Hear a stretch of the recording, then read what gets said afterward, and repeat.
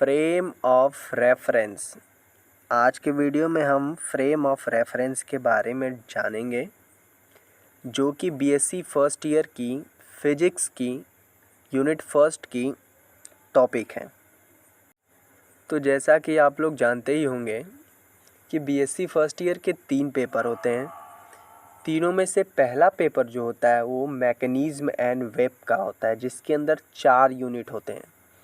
तो पहले यूनिट का ये पहला टॉपिक है फ्रेम ऑफ रेफरेंस।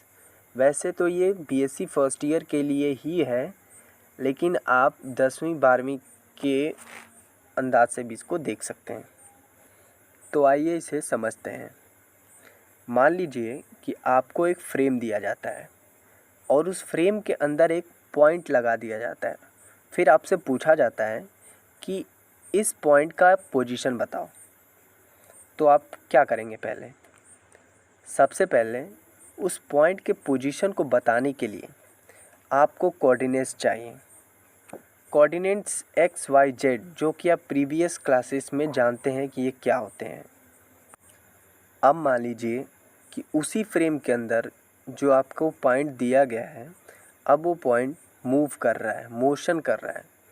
तो अब उसकी पोजीशन बताने के लिए हमें सिर्फ कोऑर्डिनेट ही नहीं चाहिए, बल्कि कोऑर्डिनेट्स के साथ साथ टाइम भी चाहिए, ताकि उसके पोजीशन को हम बता सकें।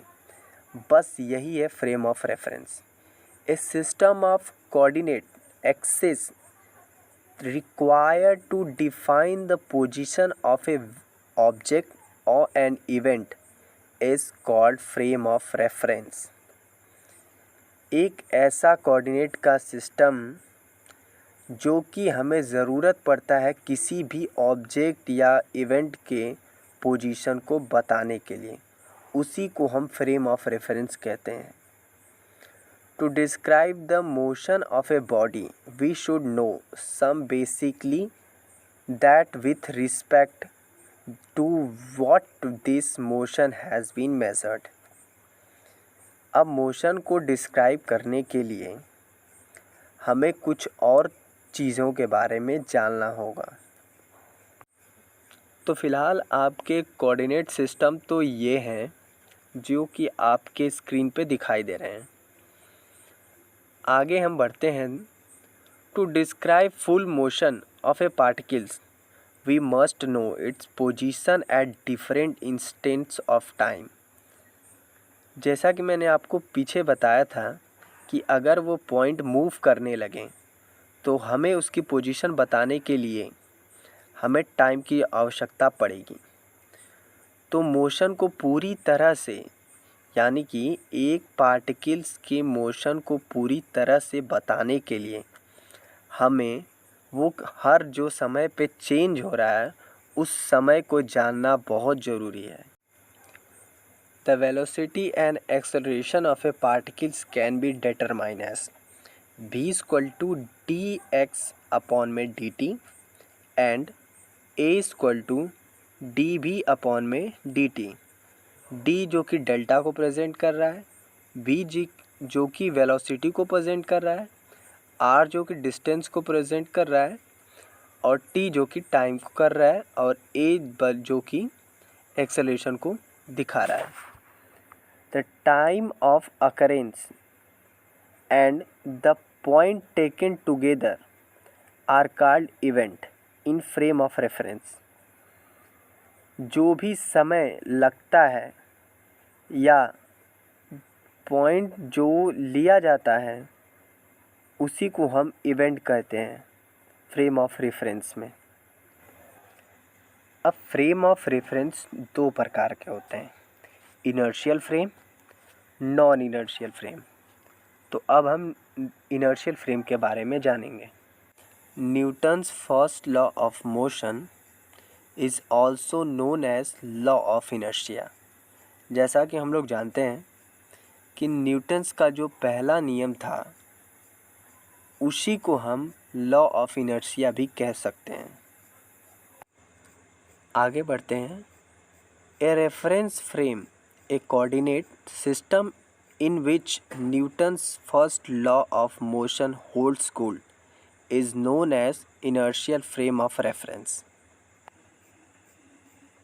कोऑर्डिनेट्स का वह सिस्टम जो न्यूटन्स फर्स्ट लॉ को फॉलो करता हो, Newton's first law of motion को फॉलो करता हो, उसी को हम इनर्शियल फ्रेम ऑफ रेफरेंस कहते हैं।